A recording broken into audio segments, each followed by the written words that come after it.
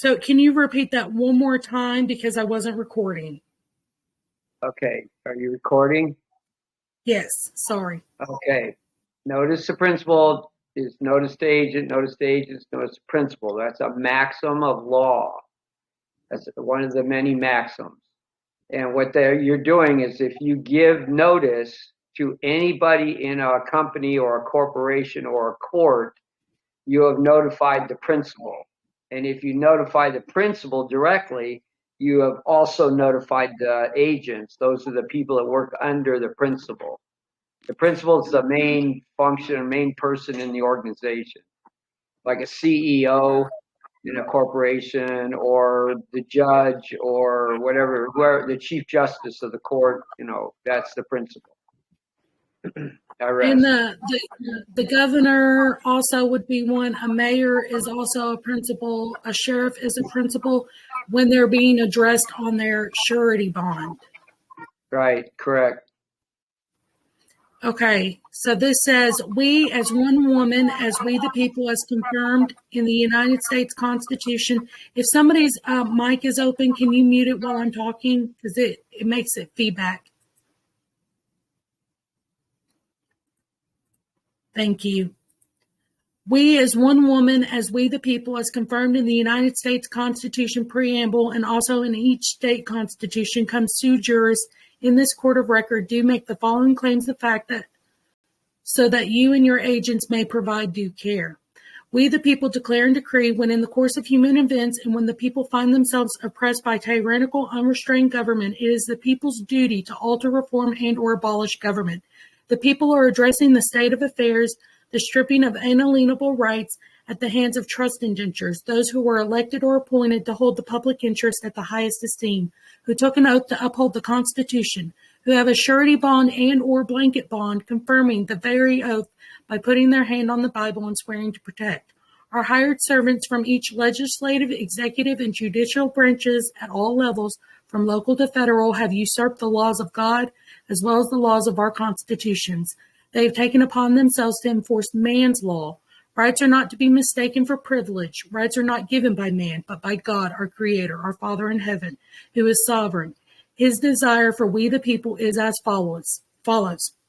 Stand fast, therefore, in liberty, wherewith Christ hath made us free, and be not entangled again in the yoke of bondage. Galatians 5:1. It is for this reason we the people have come together in agreement and sweat equity to petition our government for redress of grievances with the blessing of our Father in heaven against de facto agents working to abrogate the people, levy war, create confusion, strife, and division, creating a slavish society. And then it says, we as one woman, we one man, we the people hereby petition and demand appearance in open public court to the following agents' corporate titles. And then you would list everyone you want to show up, to set the earliest reasonable date, time, and place for an open court public. I need to change that. Hold on.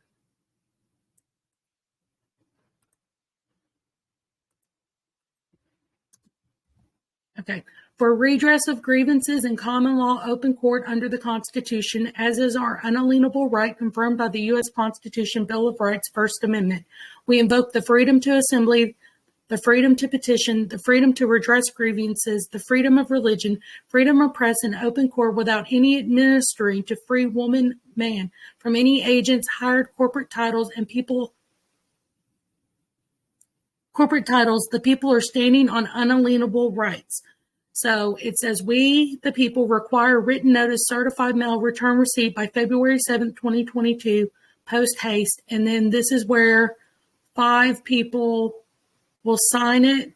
And then it says, I hereby declare, certify, and state pursuant to the penalty of perjury under the laws of the United States of America and by provisions of 28 United States Constitution, Section 1746, that all the above and foregoing representations are true and correct to the best of my own knowledge, information, and belief. And then the notary will fill this out. And this is good for all 50 states. And right here where it says written notice, returns, receipt address, you would put that P.O. box number that you want them to put their written statement that they're going to be appearing in open court. for redress of grievances. So you would put the P.O. box down here, and this is in the footer. Does anybody have any questions about that? And I didn't catch your name. Is it Dave? Yes, Dave. I'd like to think I would like to see what you think about this. Okay, I do have a couple comments, if I may. Okay. Yeah. Okay, scroll up to We the People.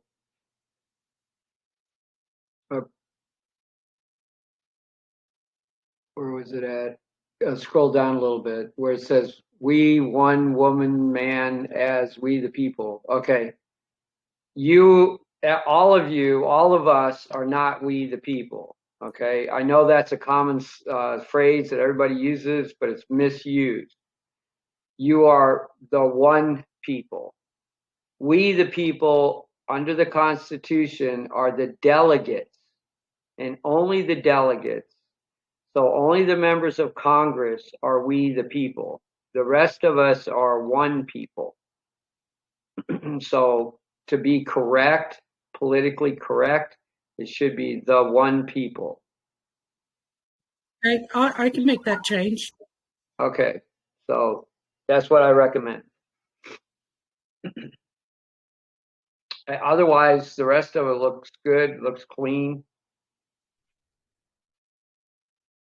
I would ask about the number of 5 signatories. Like, what if more than one person wanted to sign it, or would it, like, what if there were only 4 people? Like, what's up with the exactly 5?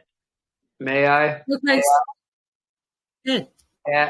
Add another piece of paper behind the back of it and fill them in, and attach it to the front of this, or to the back of this document.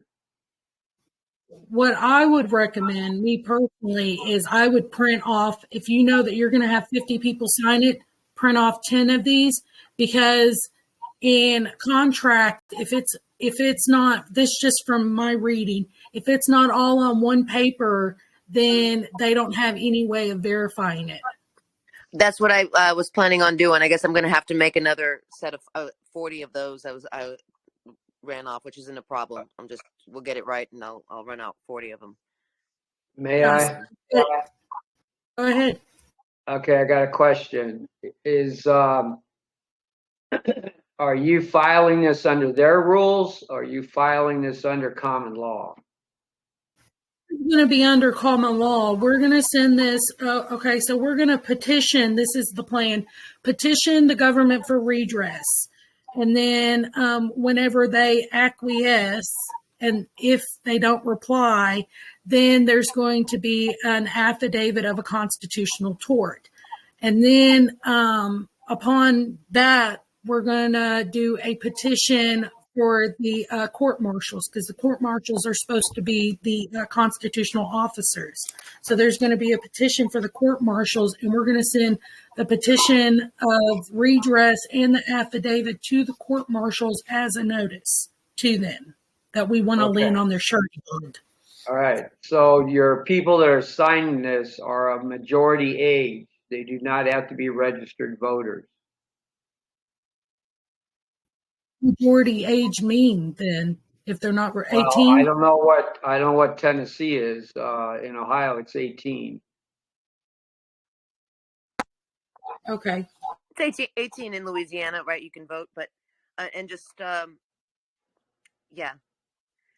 But it's not voters. It's people that are on the land in Tennessee, Louisiana. or Louisiana. Okay. So Sure. anyone that's 18 or older that lives in Louisiana can sign that petition in common law. Right. So it doesn't have to necessarily be a New Orleans citizen if we're trying to serve this to the mayor. Well, in the city, it has to be pertain to the city. Yes. Well, it's kind of hard because I actually left the city because of the mayor, and my wanting to petition and for my grievances is because she's actually destroyed my city and made it so that I can't live there. Okay, So, then you have the right to petition. You have the right to air your grievance. I Right. think that there's a lot of investment in the whole city from people in the whole region. So I don't think that I don't know how they're going to try to disqualify people, but I definitely think They there can't. should be effort They to can't. discourage it. But They beyond they that, cannot or they can. are you know, local? Whoa. One voice at a time, please. Were you saying they can or they can't? They can't disqualify anyone because you are the people, and under the Declaration of Independence, you have all power. All power is inherent. In the Louisiana Constitution, it says all power is inherent in the people. That's in your Bill of Rights under your Constitution. Okay, may I speak and just let you know I got a I wrote and requested to records for a certified copy of the mayor's oath of office, her surety bond. So I made these separate requests. I asked for Jennifer Avegno's city health director's oath of office, if she has one. And then I made a separate request for her surety bond. And then I didn't know if I should go for the chief of police or the sheriff. The chief of police is basically put into position at the mayor's pleasure, I believe, and then the sheriff is elected. So I didn't know. I wanted to just touch base before I put that one through. I got both. Yeah, the chief of police is under the auspice or under the whim of the mayor. He works for the mayor, and he's a private contractor. And if you go look under Dun and Bradstreet, the police department has their own separate corporation. Okay. So that means I won't be getting the records through City Hall? No, they have to provide it under FOA, Okay. Freedom of Information Act. But I would get both of them. Yeah. I'd go after both of them, everybody. And the sheriff's not doing his job because his job is to make sure that they're constitutional and operating under the Constitution. And when they fail to operate under the Constitution, that's treason. And under treason, he can arrest them and remove them from office. So he's not doing his job either. I have a document specific for basically the sheriffs, and I'm going to have to change it. I think you can tell me if I do or if I don't, Dave, because you've been doing this longer than I have. But I'm going to just go over this, and this is specific for the sheriffs, like board members, people like that. Okay, so what is it? You're filing a separate petition? This is a notice. This isn't really a petition. I do plan on getting this in a petition, but I first started with notices and affidavits, so that's where I originate. So I'm just like, oh, you know what we should do? We should start petitioning it now instead because it's quicker. And anyway, so this is a demand, a cease and desist interfering with we the people's daily affairs, notice of treasonous trespass number 1, notice of liability, notice of potential lien on oath surety bond. So this is their one and only warning, written warning.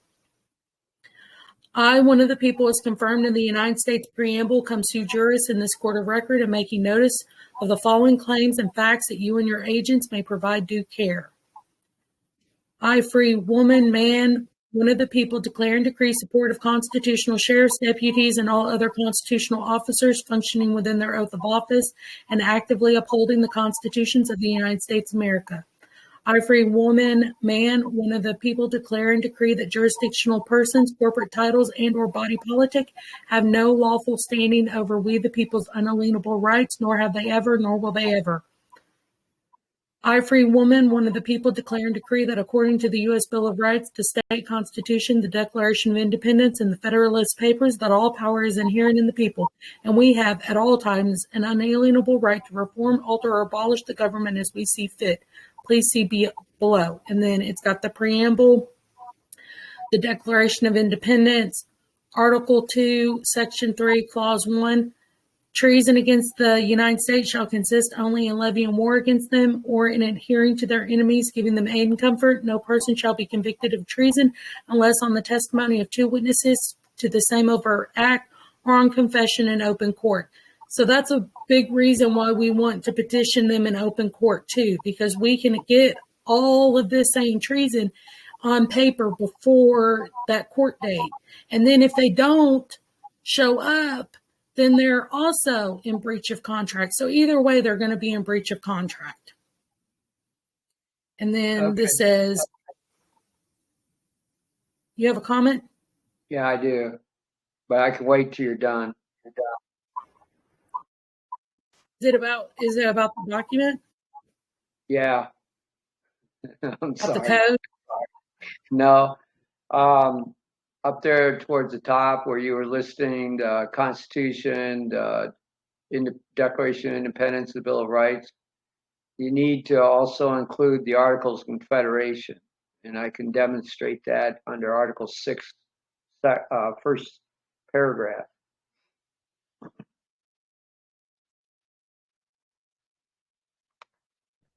In our climate, I might want to not include the Articles of Confederation if we can get away with it. And why is that? Because we're already fighting an impression about that people who are against the mandates are racist and things, and if people might see it as glorifying or different things, this is a lot of tension that I don't know if it's not necessary, that we might not want to inject. All right, I'm going to demonstrate something to you. Under Article 6, first paragraph states that you're a sovereign on the land, not a 14th Amendment citizen. And right now they're making assumptions and presumptions that you are. So if you include the Articles of Confederation, they know that you're a sovereign on the land. It had nothing to do with racism. And that's why they've demonized it so bad. Right. All debts contracted and engagements entered into before the adoption of this Constitution shall be valid against the United States under this Constitution as under the Articles of Confederation. It just says Confederation, but that's what they mean. Under Article 2 of the Articles of Confederation, they have a League of Friendship. The League of Friendship is that we are all sovereigns under our own dominion. That's why you want it in there. I would like your opinion on this, and because I don't like using codes at all for anything, but do you think that I should swap Article 6 out for this U.S. code? Take this out and put in the Article 6? Okay, where are you at? Okay, 18 U.S.C. 2381, treason. Yeah, you can go under Article 3, Section 3. You can also put in the 14th Amendment. Okay, the 14th Amendment, Section 3 and Section 4 states that under treason, they lose their pensions and their salaries. You know, might as well scare the Bee Gees out of them. I'm sorry, that's great. You repeat that again. I'm getting a pen and paper. Okay, you might want to in Article 6, you might want to include Article 2, second paragraph, which states the supreme law of the land is the Constitution, not their statutes and codes that they're trying to operate under. Is that in Article 6? Yeah, Of Article what? 6, second paragraph. Second paragraph? Yep. Okay. Yeah, I'll definitely make that change because I really don't like using codes, because if you start using codes and then they can pull you into their crap. Well, you can use their codes when it applies to them, but you cannot use the codes to defend you. Okay? Like 18 U.S.C. 241, 242 applies to them. They're violating your unalienable rights. They're using the color of law to deny you of your unalienable rights. Yes. That's a $10,000 fine and 10 years in jail. Okay, I'd like to just clarify something, if I may. One person talking, please. is it okay to clarify something? Go ahead. So we're saying I was recommended not to use code because that's their jurisdiction, that we're above that law here, but you're saying that we can use it to put them in their place while at the same time being above it, the code ourselves? Right. Their code, that's their corporate law, and they're bound by those laws. We're not. We have unalienable rights. They are servants. They become public servants. Public servants have no rights. The government will tell you they're sovereign. They're not sovereign. They only have implied sovereignty. And they get their applied sovereignty from the people. The people are sovereign. They're the only ones that are sovereign, other than God. Whenever they have a surety bond, it basically, whenever you look it up in the dictionary, it says slave. Right. There you go. That surety bond is to guarantee that they will not misstep in their when they enter their office, and that has to be put in place before they take their oath of office. So you guys need to look at the dates of when they took their oath of office and when that bond went into effect. If that bond went into effect after they took their oath of office, they're acting as a what's the word? Hang on a second, I got the phrase down in my mind. They're impersonating a public official. And that's a criminal offense. So you always check for that. You always check. The other thing you want to check for is who administered the oath. If it wasn't a chief justice of the court, then they've been they haven't been taking an lawful oath. That's also another. So are they supposed to take the oath and then get the surety bond, or are they supposed to have the surety bond? Yeah, bond first, oath second. Because that's how I was interpreted. That's how I read it, and that's how I understood it. So I just wanted to confirm. Thank you. Yep. Yeah, you can nail a lot of these guys just on the fact they have unlawful oaths. In Ohio, we found whole school boards with illegal oaths. We found school boards with no oaths of office. Able to remove them, David? Well, we got to get the sheriff to cooperate. But since then, in the last couple of weeks, I found out how to use the FBI. I have a question about one person, please. Because our group has been discussing petitioning the court marshals, because the court marshals are under the constitutional authority under the Judiciary Act of 1789. Okay.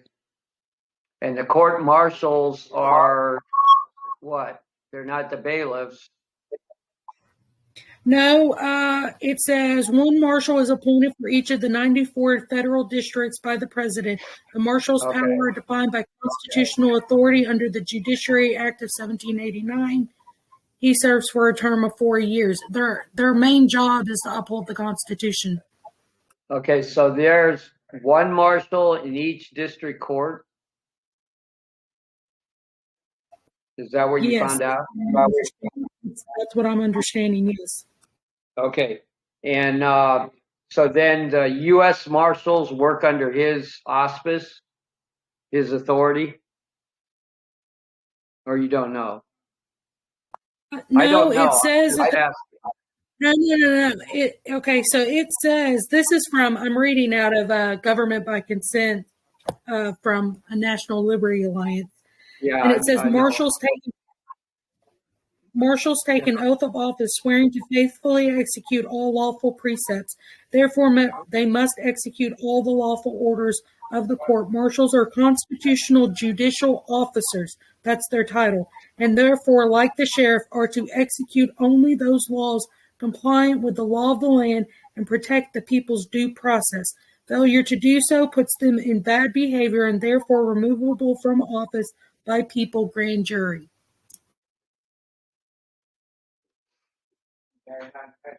Okay, people's grand jury. Now, people's grand jury is a common law grand jury. Yeah, I thought that's Under what the we were going to seventh, have to under the do. Seventh Amendment, under the Seventh Amendment. That's what the Seventh Amendment's all about. It's people's common law grand jury of 25.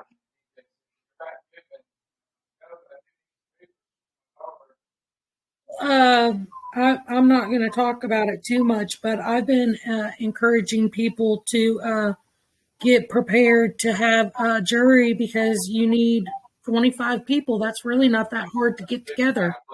Right. You need a We can foreman. have more than 24. You need a foreman and 4 investigators, but they all come out of the 25.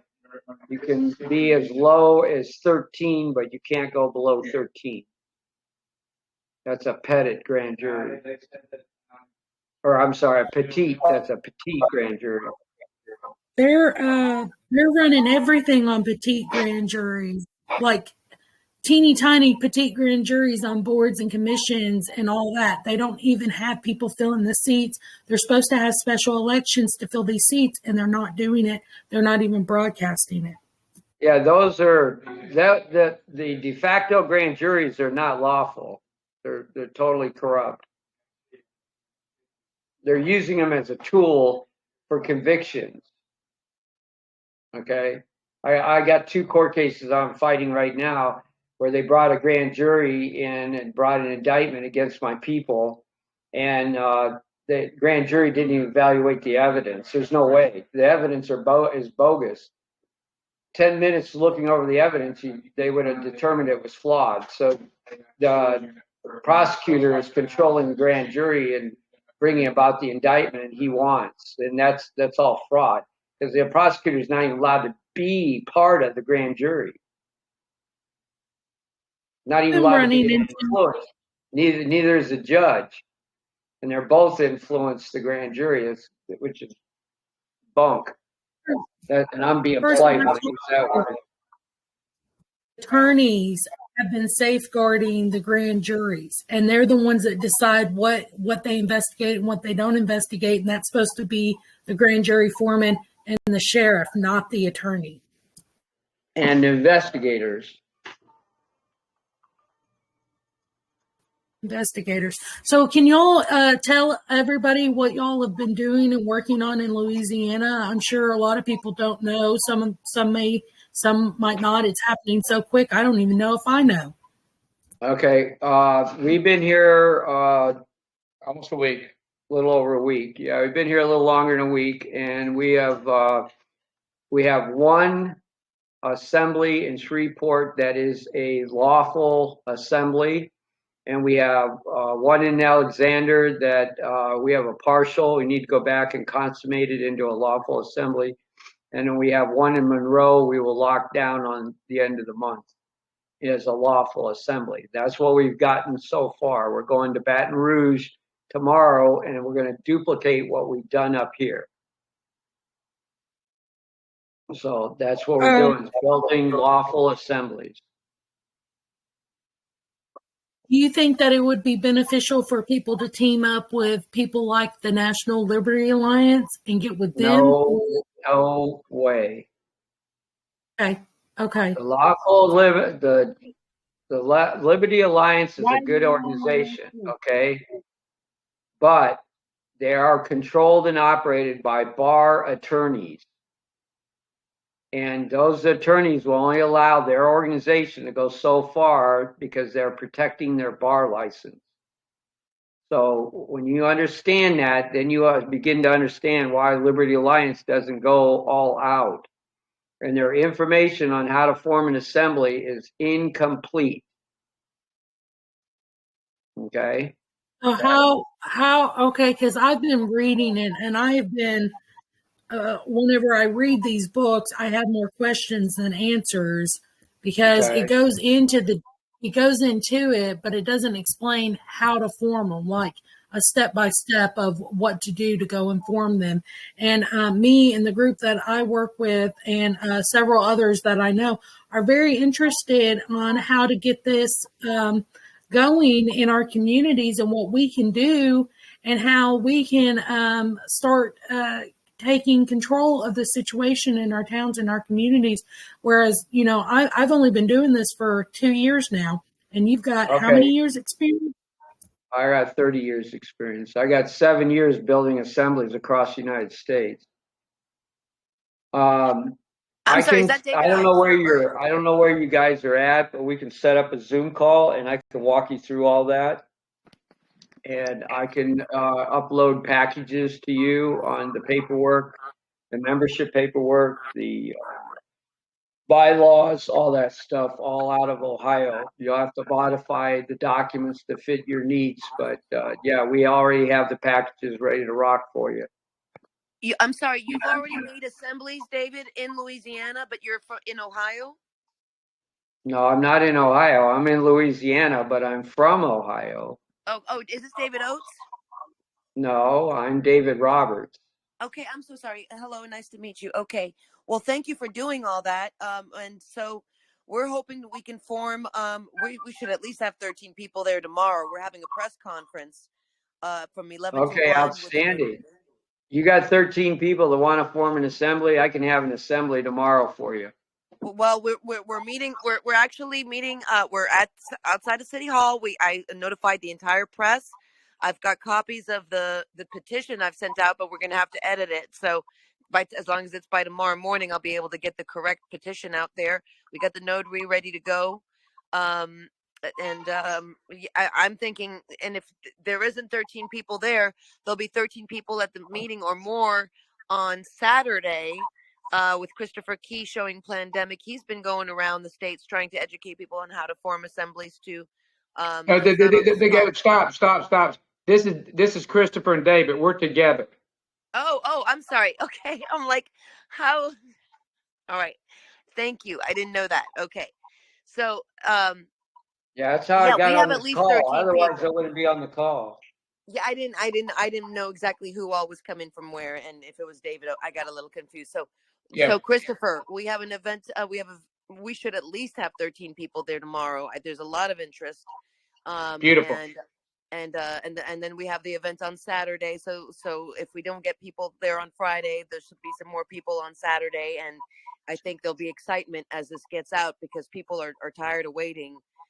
Wonderful. Where's our event at on Saturday? Have you sent me anything on that? It's in Lakeview, on Killdeer. Like if you take St. Bernard Avenue all the way down to Killdeer, it's okay. You're talking Greek. I don't care about that. What time is it? 6 o'clock. 6 o'clock Saturday night. What time is this thing tomorrow? Tomorrow it's from 11 to 1. Oh, so we got to be there at 11 o'clock. Okay. Yeah. So we got to change. You got to get up at 5:30. I'm so glad I got it straight. Okay. I need the address. I need you to send me the address right now, and I need you to send me the other thing and the other address of where I'm going to be on Saturday. We don't have anything set up for Sunday yet. Is that correct? We don't, but I didn't even call the crossings because I just don't even know like if we're just going to have all of our people come Saturday or if those are going to be more people to.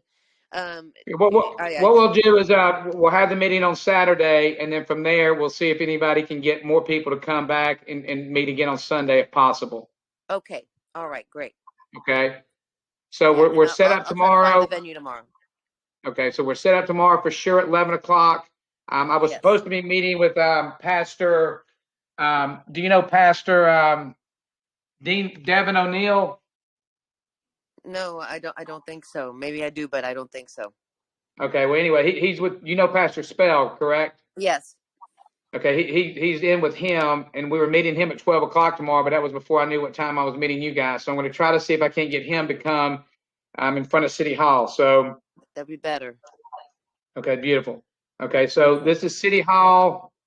What city? This is New Orleans, City Hall. There's a little square called Duncan Plaza across the street, so we'll be on the Duncan Plaza side, just across from City Hall. On Loyola and whatever. Okay, well, please text me where I'm going to be at tomorrow, what time tomorrow, and then where I'm going to be at on Saturday and what time, please. Okay, sure, absolutely. Beautiful. And then Go ahead. This is Jamie. I just want to let you know it's Jamie, and I haven't texted you. I got my number changed. I did text you with the group link, but whenever you see it, it's from a different number. I had to get my number changed. Okay, please just retext it, guys. I've had, since I got out of jail, I've had 1,200 text messages, and I'm just now trying to get caught up. So you need to text me now to get it back in the front, because if not, it's buried, and I haven't gotten to everything. So please forgive me. Okay, I don't really need to talk to you. I mean, no offense or anything, but I know that your time's valuable, and you're already communicating with other people. So I'll just kind of, I see you when I see you. Are you my person in Tennessee? Huh? Yes, it's Jamie from Tennessee. Yes, that's me. Okay, you're the one that's been, again, baby, please forgive me. I talked to so many people, and I have a learning disability and ADHD, so please forgive me. Are you the one that put together the affidavits for me for the the Orange Bow? Yes, in the sheriff's notice. Thank you so very much. You're welcome. And this petition, I'm hoping that y'all can take it with y'all. It's one page on legal paper. And if you could start encouraging people to start petitioning their government for redress, and then there's a one-page constitutional tort affidavit saying that, they denied your petition for redress of grievances.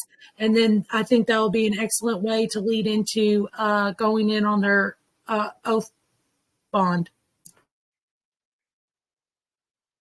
Question for Mr. David. Do what? Question for Mr. David. I have filed a law. Can you hear me? I can. Go ahead. I have filed.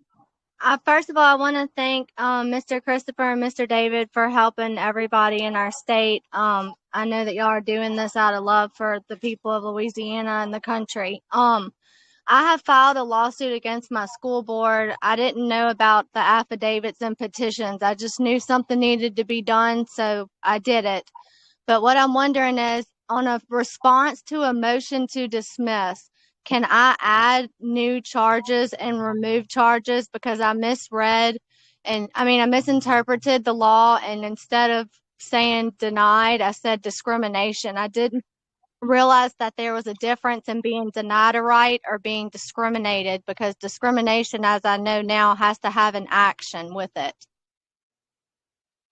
Okay, what did the school board do? Are they forcing your child to wear a mask?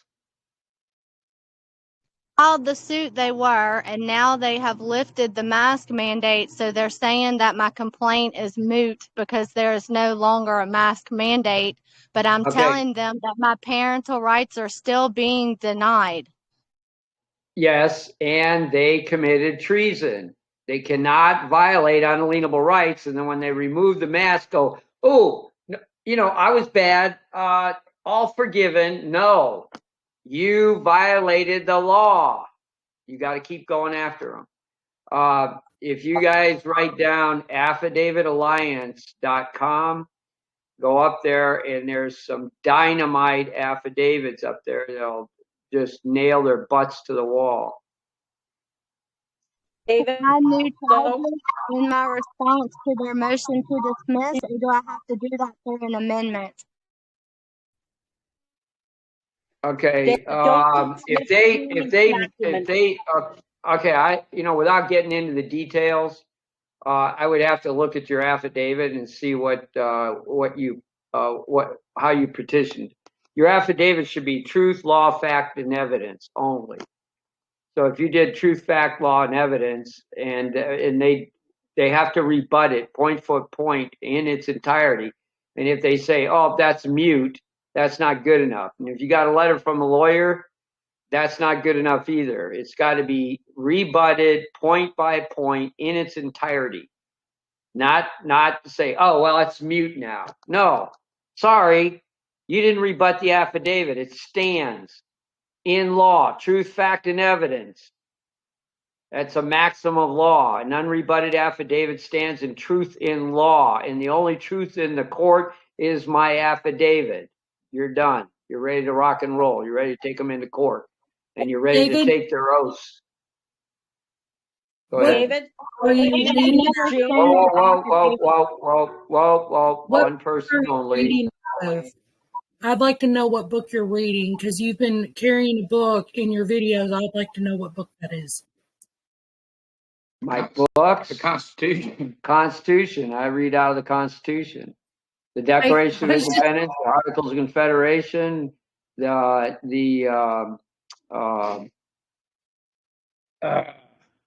Northwest Ordinance. Those are the documents. And then history. I go digging history.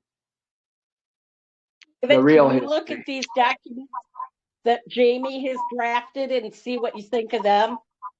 See what you might think could be tweaked on them? Okay, I'm David Ohio, just like it says on the screen. You can put that into my Telegram room and I will look over the documents. Put your contact information in there too, so I know how to get a hold of you. Okay, excellent. Haven't I talked to you? You're the one I did an interview with, right? Ma'am? Are you talking about Speaking Louisiana with Iris? me, Yeah, the voice sounds familiar. I did an interview with you, correct? sir, you did, and I never did the affidavit because I didn't know about it. I only filed a lawsuit, and now they responded to my lawsuit with motion to dismiss. So I've rebutted everything. Okay, this is good. This is good. Just walk away from the lawsuit. We're going to file an affidavit, and they're done. They're toast. We'll come back at them with an affidavit. They can't. They're done. Go up to That's what we- affidavitalalliance.com and pull down the appropriate affidavit you need. There's many up there. There's one for masks, violation of masks against children. It's, Walk away from it because they've motioned for attorney fees. What's that? Can't walk away from it because they have motioned for me to pay attorney fees. Oh, really? Well, we'll fire back with an affidavit and we'll see how they respond to that. They told you to pay their attorney's fees? Yeah, because they dismissed the case. They're saying it's not fraudulent, but frivolous. They said it was a frivolous complaint. So they're doing that because so now there's no mask mandate in your school district? She filed a lawsuit against them. Because of the mask, but then they removed it. Yeah, they removed. So now it's a frivolous complaint. It's all bullshit. But they're about to reinstitutionalize the mask mandate. Yes. And I would like to say this. This is a strategy, you guys, because everyone's pissed off this hornet. So they're like, we'll just lift them for a little while. Everyone will get happy and peaceful and they'll just forget. We can't, we have to go. We have to go. Yep, you got to keep hammering at them. You can't let up. The reason they lifted it is because to get the pressure off themselves. Nope, you got to keep pouring it on, and you don't do any lawsuits. It's all affidavits. You got to do the affidavits before you do the lawsuit. May I ask? So if they give her like a lame response, like, oh, it's a moot point, is that like that's not a ruling? That's just something they write in, and so she can reply to that? The judge dismissed the lawsuit. So then how does she continue that and push back on that? She can because she was violated. They cannot harm her. Her property was injured. Her property is her children. Yes. Her children were injured. So she can just go back and appeal it, or what's the appeal process? No. You're in their court. We're not in their court. We're coming at them with common law. They cannot rebut common law. Okay. So, and you submit an affidavit in that case, and that is common law. Okay. Affidavit. Go up to affidavitalalliance.com. Okay. Yes. Thank you. All right. On-screen Can I share. ask a question? I have a question Yeah, about go the ahead. Who's procedure. asking us to ask a question? Okay, thank you. This is David as well, too many Davids. And I met Christopher and Kenner. But okay, you're talking about a procedure, petition for redress of grievances. And what I've always considered that to be would be filing a lawsuit. But what you're saying is this procedure is an actual petition in which you're doing based on affidavits. And my question is about your procedure. What happens after that if you're not in court? If you are not in court, what happens after that? Where does the remedy come in? And has this been successful in other states? Because I'm totally not familiar with this procedure and I'd like to learn more about it. Yeah, you're not going to be, because we're acting in common law and we're acting under constitutional law and we're operating under the maxims of law on an affidavit. All right. It's a 5-step process. And we're not just going after the school board. We're going after the school board, the parish commissioners, the state school board, the prosecutor, and the sheriff. And Well, if the judge wants to get involved, we're going after the judge too. Well, what happens at the end? I mean, in other words, how would you describe the successful conclusion of your procedure? I mean, how do you win? Are you ready? Are you Yeah. ready? Okay. After we file the affidavits and they have not rebutted, which they will not rebut, because how do you rebut truth, facts, law, and evidence? You can't, because you have to rebut with truth, and they have no truth, so they can't rebut. So then, after they have not rebutted an affidavit stands in truth and law. Now we're ready to go into court. When we take them into court, the only truth in the court is our affidavit. They cannot enter anything else. The only thing they can try to get you on is a technicality on a procedural process. And we're training our people in Ohio to handle that, which is something you guys are going to have to do down here, is learn how to operate inside the court. And then we ask the judge 2 questions and lock him into an Article 3 court. Article 3 court is common law. And once you do that, he cannot maneuver. He's stuck. And we lock him in under Article 3 under Article 6, second paragraph, which states that the Constitution is the supreme law of the land and all judges are bound thereby. He can't operate under civil procedures, which is what he did to that other lady when she filed her lawsuit. She was in their sandbox. We got to get him. We got to get him out of their sandbox and put him in our sandbox. Okay, let me She's get actually this straight. bringing up a point right now, if I may. I'd like to bring her back on because she's oh, I'm sorry, I've got a baby here grabbing some electronics. No. Okay. She's saying that they didn't turn her away. This is what she's saying here. They didn't turn her away. They said that, okay, they asked it to have the court dismiss her case. She said she can't walk away because they want her to pay the attorney fees.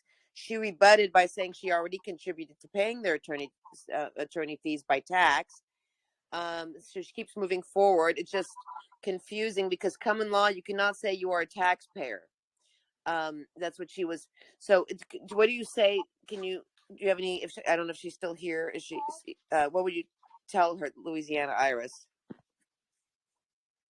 If I didn't represent properly, come on in and complete. Okay, she has the right. The best effect is she cannot be the only one in her school district that's upset over this situation. So she has fellow parents. The more the merrier, because you're filing a lawsuit against not just the school board, you're filing a lawsuit in an individual person on the school board. So if you got 7 people on the school board, you're filing 7 lawsuits. You're filing in your affidavit, you're filing an affidavit and you're naming each of them in their personal private capacity, as well as their professional capacity. That's outlined in hang on a second. That's outlined in my affidavits, my templates. You'll see that. It's in their personal capacity, in their alter ego, and in their official capacity. So you got 20, 30, 50, 100 people filing lawsuits.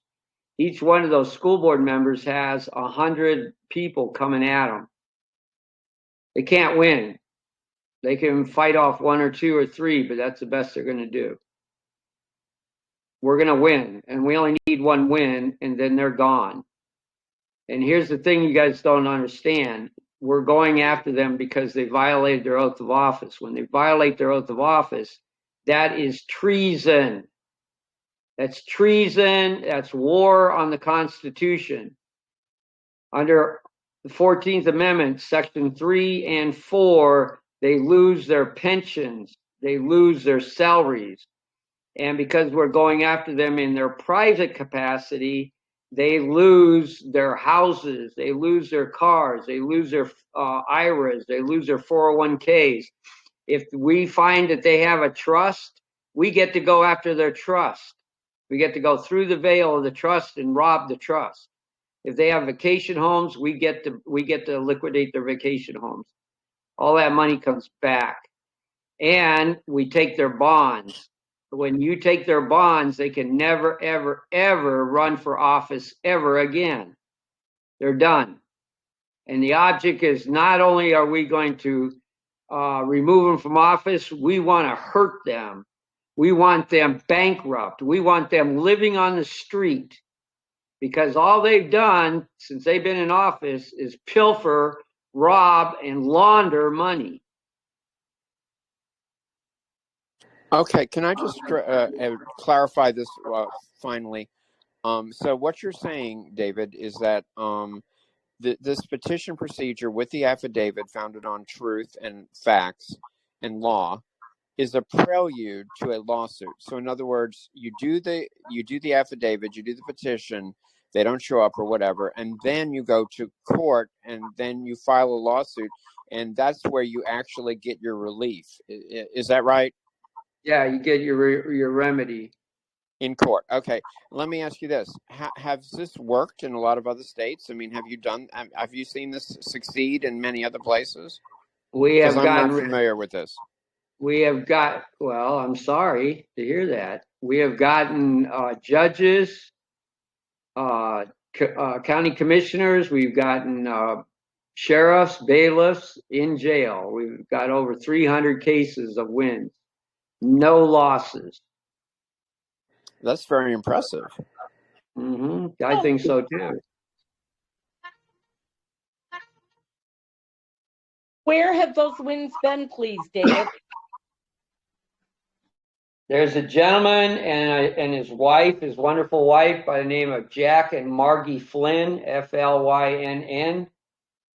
And they're the ones that took the time to teach us this process up in Ohio.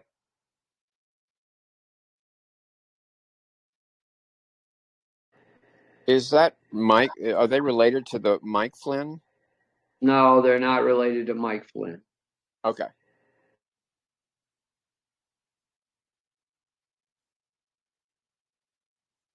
And so this was mostly done in Ohio, is where you've had... No, a lot of these wins were done in New Mexico and California. In Chinafornia. Wow, that's impressive. Yeah, Chinafornia.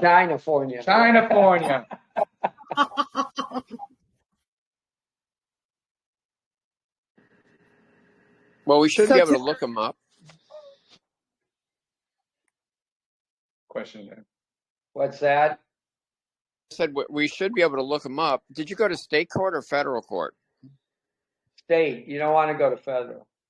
Okay, that's good. Thanks. And so tomorrow we're going to be starting this. So, I'm not sure. Can you all still hear me? Yes. So this is what Jamie said. To tell earlier, this is what we're doing is. Oh, sorry. I'm looking for the. She put it this way, that what we're doing is that we're creating a chain of custody of paperwork to prove maladministration, and it starts with our petition, which we're going to notarize. I don't know if we need to make any editing changes tonight so that by tomorrow morning I can run off 40 of the correct copies for the petition. Then we'll just have some examples printed out of the other ones while she perfects the documents to her liking with the language over the next couple days, or over the weekend. And then we'll be sending out packets, return registered receipt. She also has a program, if I'm not mistaken, that when you email people, you can see if they even click. God bless you. God bless you. You could see if they even open the package. Is that right, Jamie? So y'all. Jamie, she was asking you about your email stuff.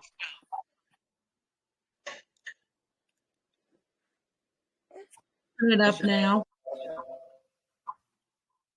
Yeah, she's got a program where you send off the emails, and then if you could see who opened it, who didn't open it, and then that gets applied to the maladministration charges.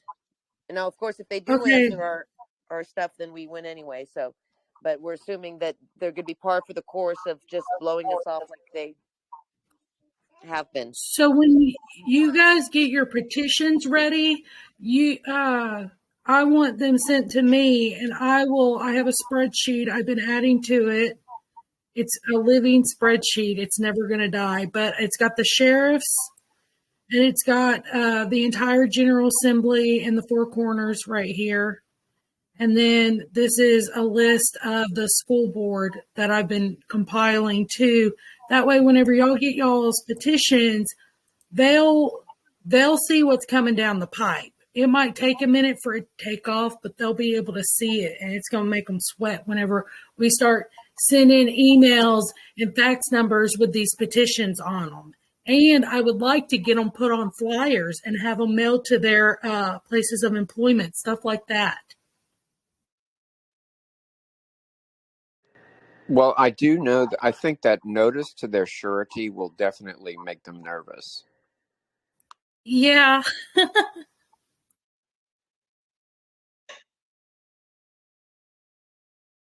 And I'm sorry, how does us sending you the signatures that we're sending you the signatures that we gather, or we're sending you I just need a copy of it. You keep it, your record. I just need a copy of it. That way I can put it in a fax and fax it to everyone in the state, and also email it to them. And then I would like, God willing, get some flyers where they actually get it in their mailbox too. So it's coming in email, it's coming in fax, and then they're getting a flyer.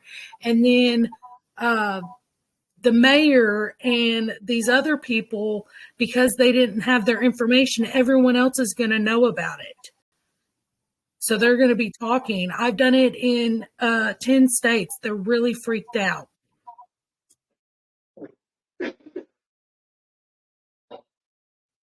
Sending notices via emails. And I've even had a senator not call me. She sent an email and she said, I'm not going to reply to attachments. And I'm like, obviously she read the attachment because it was a notice letting them know that we're not happy, and they're getting sent out en masse. This is going all over the nation right now. People are just trying to figure out how to do it. They're on board. What do you say to that when you're saying I'm not going to read your attachment? Is that maladministration? Yes. Then also, two sheriffs. Okay, so a Colorado sheriff told me to stop sending them notices. I said, the people are redressing their grievances, and this is a taxpayer-funded email. Like, you can't tell me to stop. And then they reported, two sheriffs did that. one in Colorado, one in North Carolina. And then they said they're blocking open records requests. So we as a people need to get more organized. Like there are people in Michigan who are opening up FOIA requests on the industrial hygienist. We need to assist people in opening up these FOIA requests. If every single one of us put in a FOIA request about an industrial hygienist, he wouldn't be sitting there waiting for it, especially if we sent him a notice and an affidavit with a lien on their surety bond. If the industrial hygienist is like installing the air filters and like environmental management of like that sort of stuff. Well, yeah, because they never called in an industrial hygienist, and that would be the first person that you would call in a situation like that, because that's what they do. Yeah, because you could just easily say, like, I want to know, like, which companies and how much money and who got the contracts for the city of New Orleans for the environmental remediation contract. But I'm sure you said exactly. And everyone needs to do that FOIA request, because, and then I will write a notice. I'll write a notice for you for if they decide not to give you the open records, because that's just like, that is treason, like super treasonous. Well, so, I'll let you know. How long do they have to respond to that? Because I just did it. I was finally able to get a solid connection and just take care of that today. And I'll add the sheriff and the chief of police before I go to bed tonight. But how long do they have? And there's a record of it, like, because I've signed up. They should have it immediately. That should be, you shouldn't even have to have an email. You should have been able to just go in. Well, no, I can't go in because I would first of all need to take a test, and I don't want to get bodily raped. And I want to pick my battles. So either I'm going to go and get the vaccine passport or my 3-day I tested negative pass. You have to actually, you cannot go down there yourself without, and it's all done. And anyways, they said it's all done online. Well, can I answer that question? A Louisiana public records request must be answered by the public official, the records custodian, in 3 business days. They have to respond in 3 business days. They don't necessarily have to fulfill the request completely, but they have to respond. And if they don't, you can go to court just on that. So. Good to know. Thank you, David. They have to respond. And we were talking about, if they don't do it, we'll serve them notices and affidavits and do exactly what David said, go in a class action lawsuit in the open records. We can get them on petition of redress. We can get them in all sorts of avenues. So many avenues. I highly recommend that you guys get a hold of Tammy Clark in Michigan. She's with Stand Up Michigan, but she can probably help you. She probably even already has a lot of information for around the country, because she is one of like a industrial person that has been doing all this stuff all her life. Tammy Clark, you think she'll be an ally? I just wrote it. Tammy Clark, yes, she would be a major ally for you. Well, she's if you can in help Michigan. contact me, and I find her number. How? She has a Telegram channel. Okay, well, I'll look her up then. Thank you. This is the ClickSend, and as you can see, Governor Bill Lee, he doesn't even get emails, come to find out. I've sent him emails in like 10 different email accounts, and then I finally did it in this one, and it bounced it. So he probably only has a list that he actually accepts. Sounds plausible. The Attorney General hasn't. It's illegal for a public official to block a citizen on a public email. That's illegal. Can I let you know that I was already blocked by Jason Williams and Mayor LaToya Cantrell when I gave him a notice of liability in 2020 and a timeline of events of what happened in Wuhan, including 5G being launched, the flu vaccine being made mandatory, and the Department of Defense finding that you increased your chances of getting corona. Anyways, I put him on notice of liability, and it bounced back. It was actually blocked. Well, if they blocked you, you can get them on that also. Well, I would because love that's to. illegal. Now, is there like a statute of limitations? Because that was 2020. Now it's 2022. If it's a continuing offense, if you're still blocked, you can always check to see if you're still blocked. And, I don't think Yeah. so. It's a continuing offense if they keep blocking you. Now, if they unblock you, it's sort of moot. Yeah. Well, I never tried to send it back again. But should I just try to resend that same message and see if it goes through? Yeah, I would send it again. And, there's a case on that, I think, from the U.S. Supreme Court. I mean, you cannot do that. Okay. Thank you. I'll try that again. That's how fun. Okay.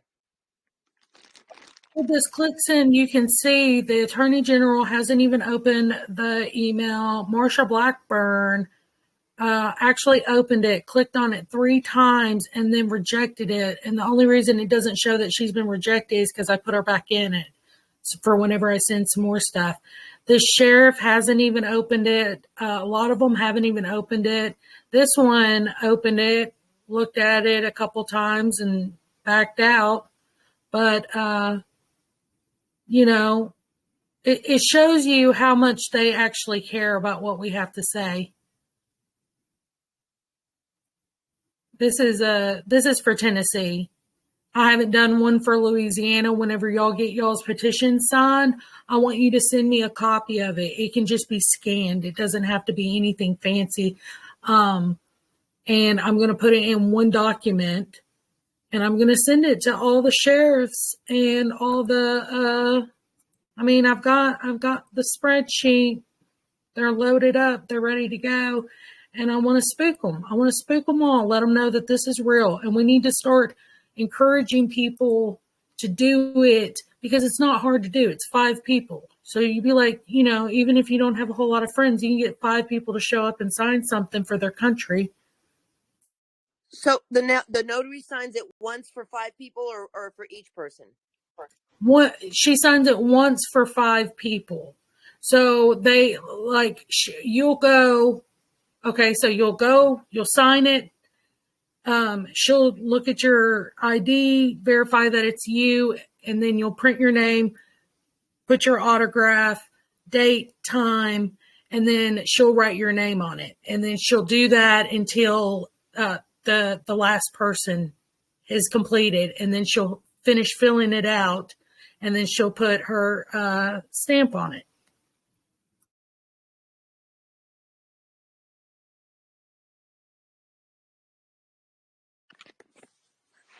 Okay. Is there anything else we need to know before tomorrow? No, that's about it, I think. David, do you know of anything?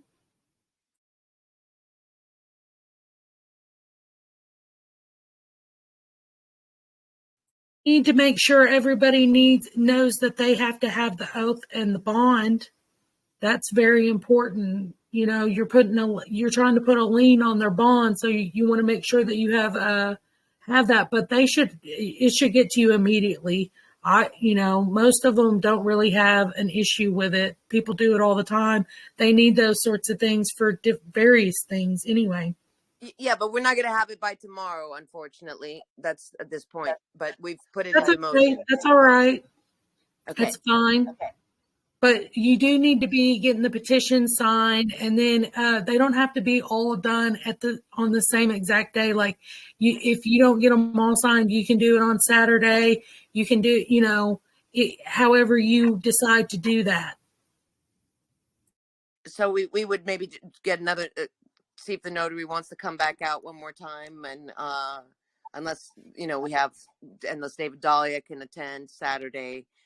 In the Lakeview place as and notary for that, or somebody. But that would be nice. It would be nice to be able to gather signatures every time we meet. That'd be the easiest. That would be awesome. That would be really awesome. That's a great idea. And to encourage people in other communities that are going through issues to do it too, and kind of explain it to them and show it to them and get people interested in it, because people are really hopeless right now. It's very sad. Well, this is the best hope I've seen to go beyond a personal lawsuit that really brings we the people, or one people, together. as one. I think, yeah, I'm still trying to get the language. Are you going to fix that as he suggested for tomorrow? Does that? I've already fixed it. Oh, okay. So I'll just bring that with me to the printers and just print it out have them do it when I get there, because that won't take any. I figured 40 of those pages is plenty to get going because there's 5 apiece, so that's 200 signatures. Are you just printing off the petition and then like a copy of each little one to show them for like a later date? Yeah, exactly. Sample of what we're gonna All do right, at good. the next step. Yeah, sounds good. It's y'all. I'm proud of you. Oh, it was so grateful, and my baby's crying, and I'm trying to get to bed here, so I can't really speak too much more. But anything anybody wants to say, if there's any questions or something, I'm just gonna tune out here and thank you. I'll let you all finish it up while I listen. I want to say thanks to everybody. Also, I was just wondering about like signs and anything theme for tomorrow being love. Just make sure we're like all on the same page, sort of a deal. Anybody? It's all peaceful and lawful. That's there's no reason to be angry. We now have the formula. We now have it. We can leave the anger. I mean, we know we can. We're upholding. We're upset they're killing children, but we've got the avenue that we're going to that is going to empower us and give us a path that's going to bring us together, and that's going to be effective, and a formula that is above legality, because again, legal is outside of God's laws. We're going lawfully. We're going within God's laws. So I yeah, all in love. Absolutely. I need that address I need that address of where I'm going to be tomorrow, please. I need that all ASAP. right, I'm sending that to you as soon as I get off of here. Thank you. Thank you. From Thanks, everybody. Ohio. David from Ohio. Are you helping other states? He's grabbing another phone call. David. Hold on a second. He's coming back. What was the question, ladies? Are you helping other states also? Are we helping other states? Yeah. How many states you want to know about? Yeah, we're working in Michigan. We're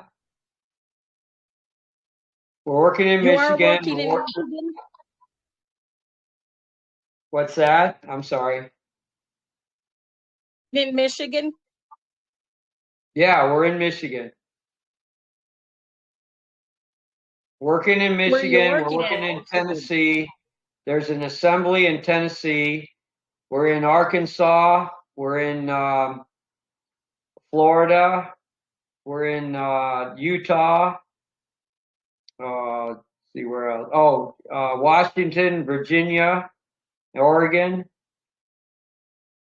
Could I get the information for the assembly in Tennessee? Yeah. Text me or telegram me your contact information, and I'll upload you the moderator for Tennessee. Okay, sounds great. Thank you. You're welcome. The information from Michigan? What's that about Michigan? You have the information from Michigan. I do.